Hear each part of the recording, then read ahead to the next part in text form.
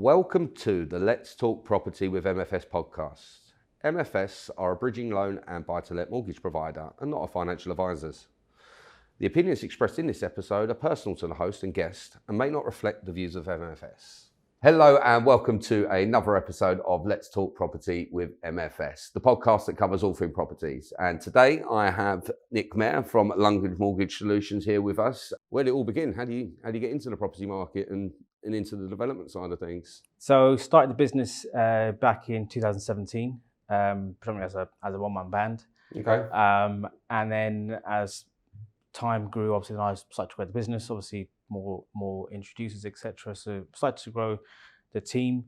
We're now at a team of 8 brokers plus Amazing. admin. And then given my clients, who are predominantly now developers, I've now fallen into that kind of Natural progression. Yeah, natural progression. Yeah. So I'm doing a couple of projects as we speak. Oh, interesting. So what kind of projects are you currently looking at the moment? So we're currently through a build at the minute, which is a property conversion in Acton. Cool. So we bought a 4-bedroom, 7-detached house for £1 million, and we're converting that into 4 luxury flats. Lovely. GDV is about 2.2. And then also I'm actually completing on one this week, funny enough. Oh, which nice. is going to be a ground up development as well, which will be my first ground up. Exciting stuff. Exciting stuff, and in this current market as well, it's going to be quite challenging. It will be interesting, and to be honest with you, a lot of people are doing, like you're saying, they're converting old buildings and repurposing them for multitude of reasons, costs, planning, ease, everything else like that. So is that why you initially started doing that sort of stuff where you haven't got to do, huge amounts of work to make it work? Yeah, I think obviously the big hype now is obviously for commercial to residential. Oh yeah, under massive. obviously PD, so that's obviously a big scheme at the minute. Yeah. And obviously great margins there for a lot of developers. Yeah, sure. But I kind of this one here, the numbers kind of stacked up, and as I say, you make your money on the purchase price. So, we've used development finance. What do you normally consider? What sort of stages do you normally consider your exit strategy? Because obviously, is that one of the main things that you look at when you're taking out development finance? You've got to make sure that you've got a strong exit before you commit to it. Yeah, absolutely. That is key. Yeah. Everybody has to look at the exit strategy right at the start. Yeah. And every sensible broker would always be asking that question is, what is your exit strategy? Yeah. How are you getting out? How are you getting out?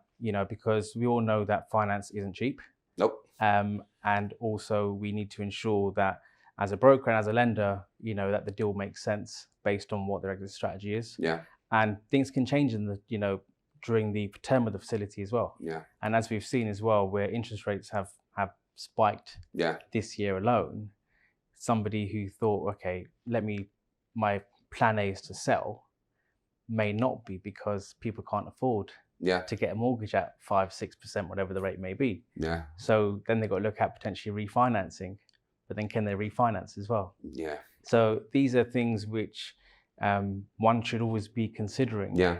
Right at the start, but also during the build as well. You need to constantly be checking. You need to be constantly checking and speaking to your broker and ensuring that, does this deal still stack with my exit at plan A? Yeah. But also then, does my plan B still? And sometimes plan C. And sometimes plan C, yeah. So this is it. So I think one should always be constantly, not every day, but at least every fortnight, every few weeks, be checking in to make sure that their plan A and plan B still has a sense of, exactly. I suppose you're in quite a lucky position where you are a broker and a developer. Yeah. So, you know all the pitfalls, and you've been advising your clients on what, not to do basically for a huge amount of time. Would you say that's helped you in your decision making? Absolutely. And even now, obviously the Acton project is with a JV partner, and then I pick up the phone and say, look, don't worry about the rates. We can still refinance that 50%. Yeah. And we'll still repay the lender and recoup some cash back. Yeah. So if we have to sit on the asset for a while, rent it out in the short term, we're still fine, and we can always then put it back to the market once the market settles.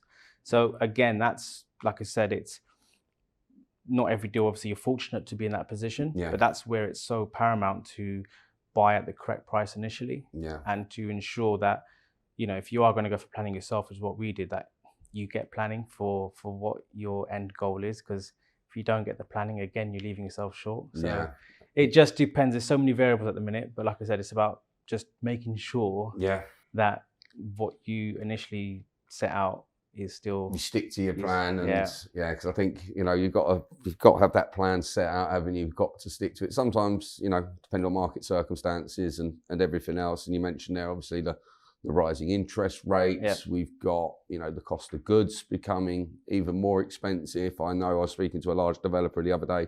A lot of suppliers are only holding prices for like up to 48 hours at the minute on the bigger stuff. You've got supply chain, you've got everything. How's that affected you so far, or have you not seen it so much yet? Or? I haven't seen it so much yet, but I can completely understand where they're coming from, because we all know price of materials obviously through the roof at the minute. Timber especially as well. So things are obviously changing, prices are changing as well, obviously with rates going up, so naturally everything else then seems to go up. So then everyone's ROI is going to be affected. Everyone's profit margin actually all going to be affected. I think even now as well, from a refinance perspective, if someone's exit is to refinance, I think now even bridging lenders want to know who you're going to refinance with.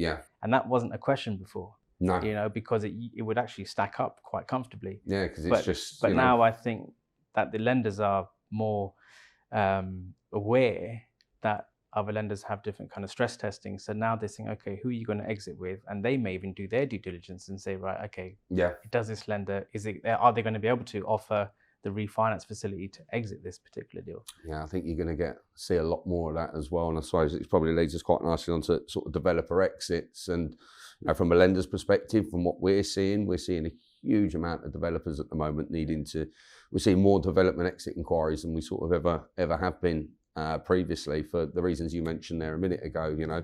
The market you're selling to can't get the finance for themselves, or especially if you're doing studios, 1 bed and 2 beds, they're sort of prime for starter homes or first time buyers. And a lot of these guys, especially I was looking at fixed rate 5-year fixes at 6% at the minute, and that's for the mainstream, which I think is bonkers. It is, and I think also things that haven't. I mean, every developer's dream was Help to Buy, and now that's taken away. And, it obviously helped every developer, but it also helped many first-time buyers to get onto the property ladder. Now Help to Buy has been taken away. It's now put people in very difficult positions, especially developers, because now they've got.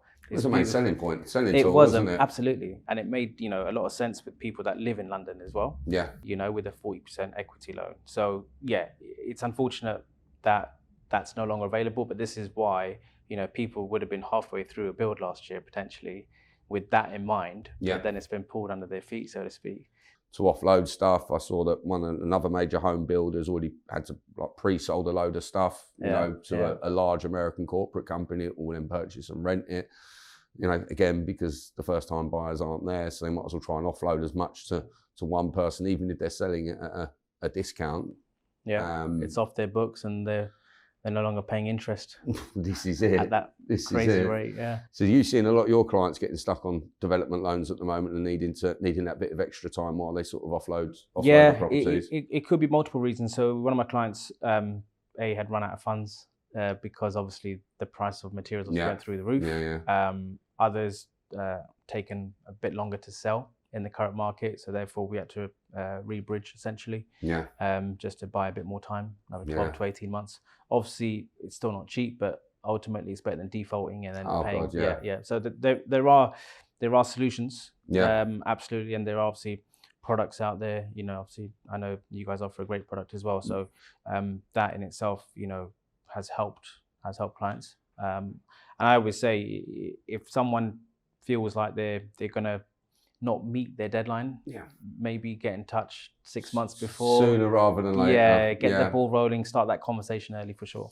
Because most lenders are flexible as well. If you're being honest with them, you're being upfront with them. Especially at the moment with property taking slightly longer to sell in certain areas. And again, as you mentioned, the exit where, not a huge amount of lenders that will want to exit some deals. So what are you looking to do with the current projects you're working on? Will you be looking to sell them, or would you be looking to refinance and keep as a portfolio? Acton for us was always to sell. That was always plan A, and that still is plan A. We're in touch with all the local agents who still seem to, they're still saying that properties are selling. especially in that location and obviously what we're building as well. A mixture of studio, 1 bed, 2 bed, and a 3 bed. Yeah. So in that area as well, we're a couple minutes from Acton Mainline. Yeah, so it's ideal. So that is still our plan A. But obviously, if things don't sell, if the stock doesn't sell, then we can obviously refinance 1 or 2. Yeah. As well. So we've actually got the flexibility, fortunately. Yeah, it's nice to have that, and the fact that you've got the mindset on what you need to do, as we mentioned before, that you advise your clients on it. So for you, you got your ducks in a row, really. Yeah, haven't you? Absolutely. And so I don't think you'll have any problem in Acton because there's huge regeneration going on in there at the minute. I know some very large developers which are in there at the moment. So I think it's, like you said, it's got everything it needs there, and then you're gonna have a lot of local facilities and everything else which will draw people to it. So I ask everyone this question: what are your views on the next 6 to 12 months? What do you see happening within the market? As of today, base rate's currently 5%. I do feel it will go up to maybe 6% in the very near future, sadly, which will obviously put a further constraint on many homeowners and people's mortgages that come to an end. I do feel that I don't think rates will come down probably the next 12 to 18 months. I'm going to put my neck out there to say that I think it'll take a lot longer than what people are originally anticipating. Yeah. I think interest rates will unfortunately go up a little bit further. And then I think hopefully they'll come down probably about maybe this time next year, maybe Q3 next year. I think we'll probably start to see a slight dip in interest rates. Yeah. But looking at the SONIA swap rates, I think it's from year 3 when they start coming down. Yeah, it's like 2025, isn't it? Yeah. So it's So white challenging times. White knuckle ride, and I think, especially for the people that are on variable rates at the moment, obviously they're going to be watching it very, very closely. I've got quite a few people that I know that have taken variable rates because they thought it was going to go down, and it's now going the other way. Obviously, a lot of lenders are pulling fixed rate products at the moment, or they're coming off the market for 48 hours, then reintroducing, and then coming back off the market again. We're noticing that hell of a lot. Yeah, how are you finding that side of it? The regulated side. So the team, obviously, I speak with the team quite regularly, naturally, and I'm working overtime at the minute because the lenders, as you said, they're giving us 40 hours notice, or sometimes they'll email us at 1 p.m. and saying, "We've got until 8 p.m. to submit your application." So and then it's like an all hands on deck. It's literally calling the client, send us this, send us that to get the application in. Whilst sticking on hold with another 1,000 other mortgage brokers trying to get them in at the last minute. Yeah. But yeah, 6 was a number I didn't think we'd be getting at if you asked me this time last year. Yeah. I thought 5 would be the tops, and then everything that's as you've been following it, seeing it been going, you can sort of see, and you can see why people are pricing it the way they're pricing it. Yeah. But yeah, I think a lot as well is that lenders are probably overpricing it to begin with, only because they don't want to have to keep pulling products sometimes as well. Yeah. Because we saw that in November as well. When obviously Liz Truss was in power, we saw a lot of the lenders obviously panic and then pull their products and reprice, and we're now seeing that now again. So hopefully that they'll reprice with them knowing or feeling that rates are going to go up, so they won't have to keep pulling products at short notice. Yeah, I think a lot of lenders have looked at that because you can make a pretty good guess of the way things are going just by looking at a few charts and graphs, really. And I think a lot of lenders, like you said, they're pricing it slightly over in the hope that they're not going to have to keep chopping, changing, because it's a nightmare for the brokers. Because it's hard enough as it is for you guys within the market. Yeah. This is the rate based on today. Correct. This could change within the next 24 hours. So I suggest you get a move on. And we're very clear. Obviously we put it all in our emails in bold and red, etc. But at the same time, we also make our clients aware that this isn't a sales tactic. This is actually the current market conditions. This is real life going on. This is actually real life. So don't feel like we're forcing you. We're having to educate and actually make you aware that you have to act with speed now, and that's the key part here, is that it's people like to, sleep on it for a couple of nights, have a conversation with the family, whatever it may be. But now we're saying, well, look, you really have to make a decision. You need to have that conversation tonight. Tonight, whether it's over a glass of wine or whatever it may be. But you need to have that conversation literally this evening and make a very quick call. Yeah, and I think we're finding quite a lot of clients that you're advising them, saying, right, you've got to get a move on, and then it's only when base rate goes up and they're like, oh, can I still hold that rate? And it's like, well, 2 weeks ago you could have, but markets change. But I think you find that the clients are now becoming more aware of the rates, and it's just a case of you're not really going to get a huge difference from multiple lenders. So just take what you can get for now.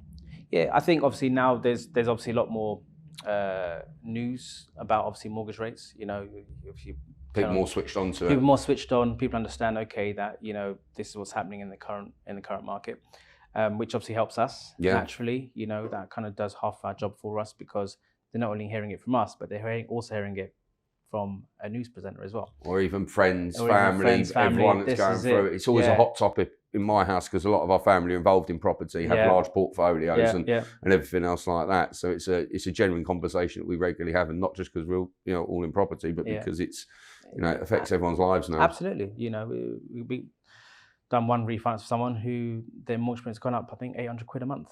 So and again, that's obviously not easy to manage, and it's I put my neck out on the line with a few clients. Says, look, if it means you go interest only in the short term, if you can, then do it, because it could be the difference of you saving your home or actually losing your home. Yeah, and it's you can always go back to capital repayment afterwards. Yeah, when obviously rates come down. So it's things like this. We're obviously having various conversations. Yeah, obviously.